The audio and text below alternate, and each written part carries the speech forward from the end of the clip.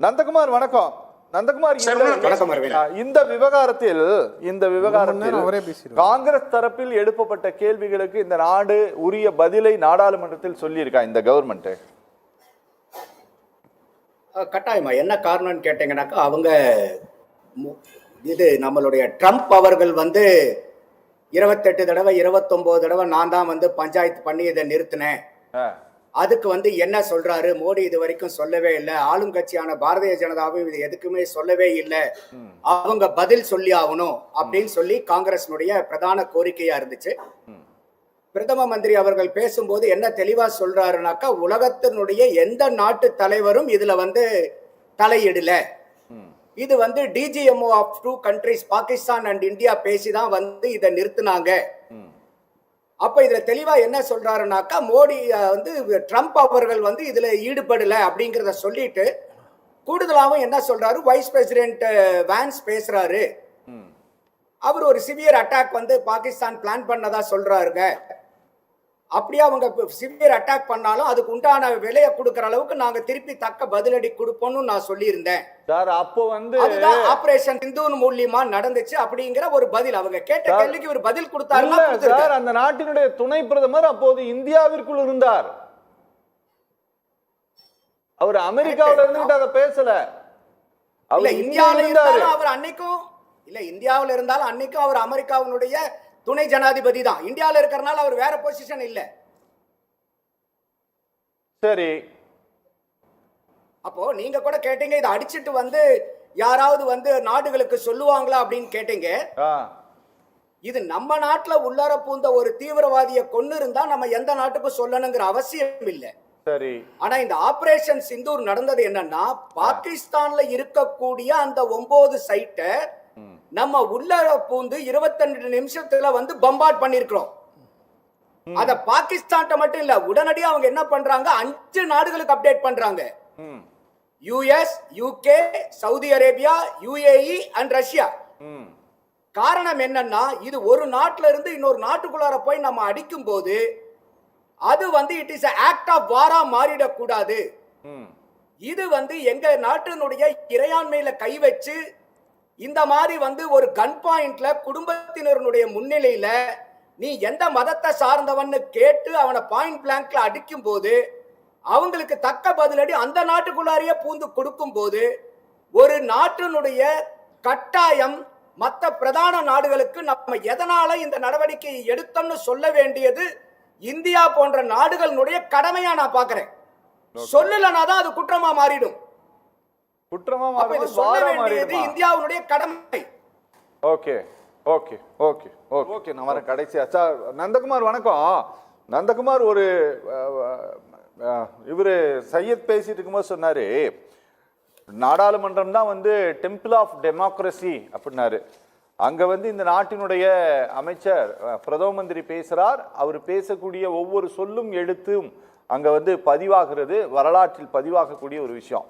அவர் சொல்றாரு, நாங்க யாருக்கிட்டையும் பேசல, டிஜிஎம்ஓஸ் தான் பேசி முடிச்சாங்க, ஆனாலும் காங்கிரசினுடைய நோக்கம் அவர்கள் சுயநல அரசியல் செய்கிறார்கள், என்னை குறிவைப்பது மட்டுமே தான் அவர்களுக்கு நோக்கமாக இருக்குதுன்ட்டு.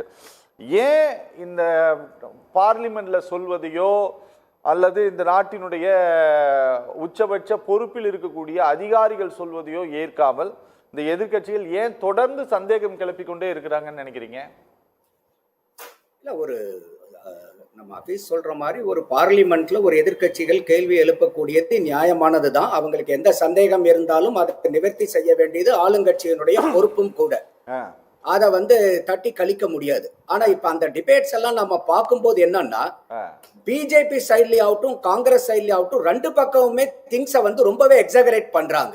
ஓகே, அந்த அந்த இடத்துல ஒரு குறிப்பிட்ட லெவலுக்கு மேல ஆபரேஷன் சிந்தூரை பத்தி பேசுறதை விட எத்தனை அடி உயரம், அவர் 56 இன்ச்சு செஸ்ட், ஏன் இங்க அமெரிக்காவை பேசும்போது அது 36 குறைஞ்சு போச்சு அப்படிங்கிற மாதிரி தனி மனித விமர்சனம் காங்கிரஸ் சைட்ல இருந்து வருது. பிஜேபி சைட்ல இருந்து அவங்க அன்னையில இருந்து நேரு என்ன பண்ணாரு, இந்திரா காந்தி என்ன பண்ணாருங்கிறது அவங்க ஒரு லிஸ்ட போடுறது.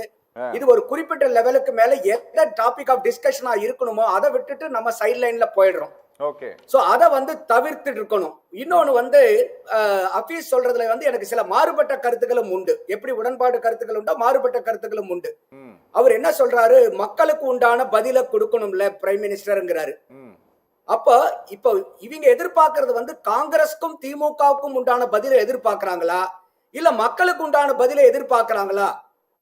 அப்ப மக்களுக்கு உண்டான பதில வந்து பிரதம மந்திரி கொடுக்கறதா நினைக்கிறாரு. ஆனா காங்கிரசும் திமுகவும் தனக்கு என்ன பதில் வேணுமோ, ஏன்னா இப்ப இவங்க என்ன சொல்றாங்கன்னா, நீங்க ஏன் வந்து ட்ரம்ப வந்து லையர்னு சொல்லக்கூடாது அப்படின்றாங்க.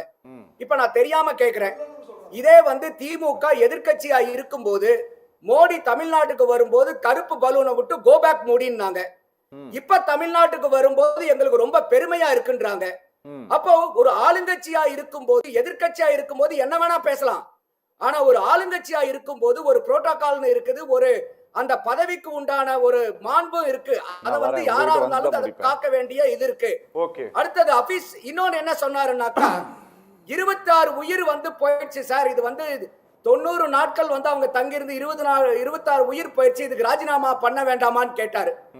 நியாயமான கேள்விதான். இதை எப்ப கேட்டிருக்கலாம்னா, தமிழ்நாட்டுல 90 பேர் கள்ளச்சாராயத்தை மது அருந்தி செத்தாங்க.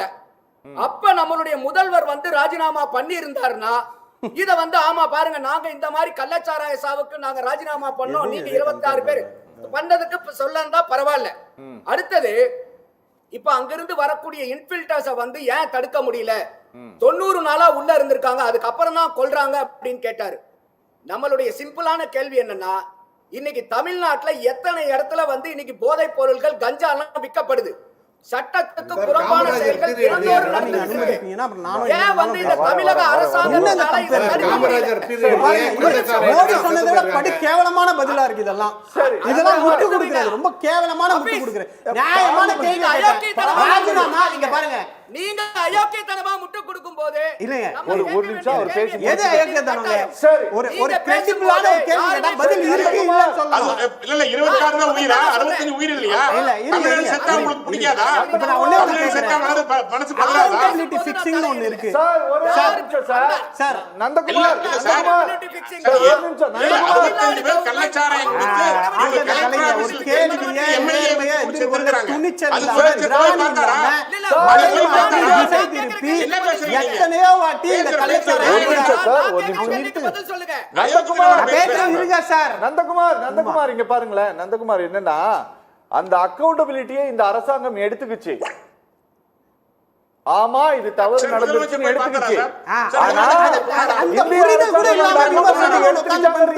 முதலமைச்சர் அங்க போனாரா? சார் முதலமைச்சர் இதெல்லாம் இப்படி எல்லாம்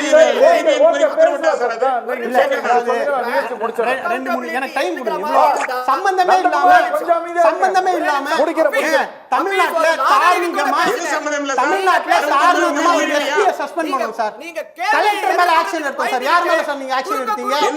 மணிப்பூர்ல நடந்துச்சு, யார் மேல ஆக்ஷன் எடுத்தீங்க? இதெல்லாம் வாய பொத்திக்கிட்டு கண்ணை மூடிக்கிட்டு ஒரு கேள்வியை கேட்டா தமிழ்நாட்டுல கள்ளச்சாராயத்தோடையும் இந்த தாக்குதலை நீங்க ஒப்பிடுவீங்களா? அயோக்கியத்தனமா இல்ல, நீங்க அனுமதிப்பீங்களா? இதெல்லாம் நாங்க உயிர் போடுறது கணக்கு இல்லையா? ஒரு கேக்குற கேள்விக்கு பதில் சொல்லணுமா இல்லையா? நீங்களே கொண்டா உயிர் அது கொலை இல்லையா? நீங்களே கள்ளச்சாராயம் கொலை இல்லையா? இது வந்து பாஜக பேசி முடிச்சிட்டோம். பதட்டப்படுங்க, பரவாயில்ல, மக்கள் பாக்குறாங்க, மக்கள் பாக்குறாங்க சார், மக்கள் பாக்குறாங்க. பயம் மூஞ்சில தெரியுது, பயம் மூஞ்சில தெரியுது, பதட்டம் மூஞ்சில தெரியுது. பேசி முடிச்சீங்க. பதட்டம் இல்லைங்க சார். நந்தகுமார் மக்கள் பாத்துதான் இருக்காங்க. நந்தகுமாரோட ஆடியோ கேட்கணும்பா சார். என்ன கத்த வைக்காதீங்க சார், எனக்கு தொண்டை வலிக்குது. கொஞ்சம் பொறுமையா இருங்க. உங்களுக்கு வந்தா ரத்தம் இல்லையா? சார் நீங்க சார் கொஞ்சம் பொறுமையா இருங்க, முடிக்கிறேன். ஒரு நியாயம் வேணும்ல.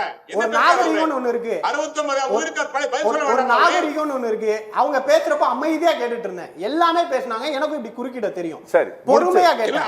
ஆனா அவங்க பொறுமை கிடையாது. ஏன்னா உண்மையை பேசுறதுக்கு வலதுசாரிகளுக்கு சங்கி கூட்டத்துக்கு கஷ்டமா இருக்கும். அதனால கத்திக்கிட்டே இருக்கட்டும், மக்கள் பாக்குறாங்க.